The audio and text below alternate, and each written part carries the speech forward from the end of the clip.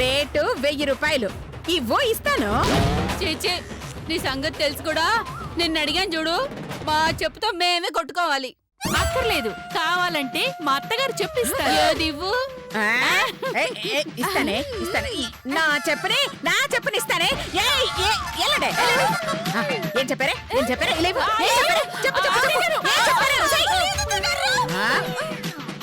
ఏరా నీకు సెపరేట్ గా చెప్పాలా?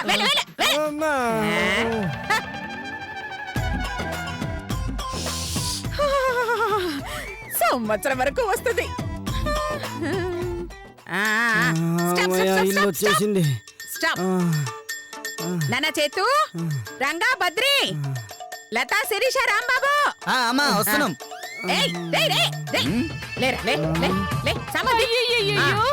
అత్తయ్య గారు ఎన్ని కొనుక్కొచ్చారు? మీ అత్తయ్య గారు ఎప్పుడు కొనుక్కు రావడం ఉందే అమ్మా? కొట్టుకు రావటమే. మీరు కొంచెం ఆపండి. ఇదిగో ఇంకా సేపట్లో మనం ఊరికి బయలుదేరుతున్నాం. ఊరికా? ఏ ఊరికి? అయ్యో నీకు చెప్పడం మర్చిపోయాను కదమ్మా. మీ పెళ్లి నేను పుట్టిన ఊర్లో చేయబోతున్నాను.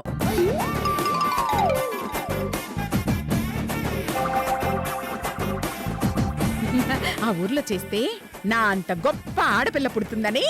ఈ వయసులో పిల్లలు పుడతావేమిటే? కర్మ కర్మ. ఛీ! అయ్యో నా ఉద్దేశం చేతుకి బసంతికి పుడతారని. ఓహో. ప్రయాణానికి కావాల్సిన ఏర్పాట్లు అన్నీ చేసేసాను. ఆల్రెడీ బస్సు కూడా బుక్ చేసేసాను.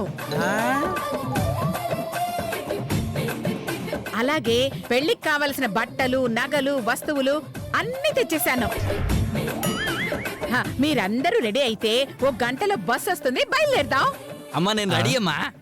ఎందుకురా? తాగడానికా? చూచి నేను ఎప్పుడో తాగడం మానేశానమ్మా. అబ్బచ్చా. అవునమ్మా, 1 గంట క్రితమే మానేశాడు. అంతే. ఇంకో గంటలో మొదలు పెట్టేస్తాడమ్మా. చాలే చాలే. ఒరే రాంబాబు, నువ్వు పెళ్లికి రావట్లేదురా? ఏ తాగుబోతు ఎందుకు రాడు? ఇక్కడ తాగాల్సిన సీసాలు చాలా ఉండుంటాయి. అది తాగడానికే ఉండమంటుంది.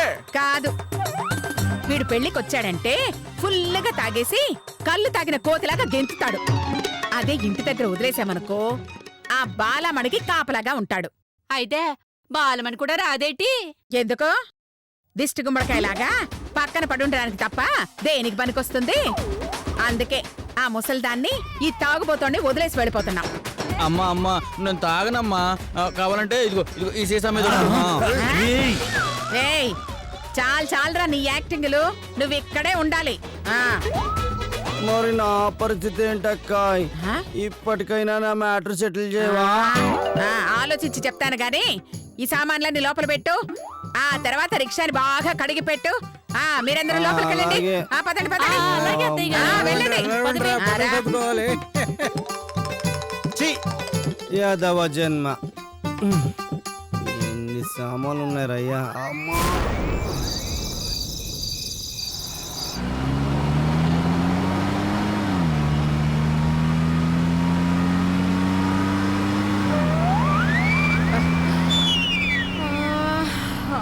శిరీష, లతా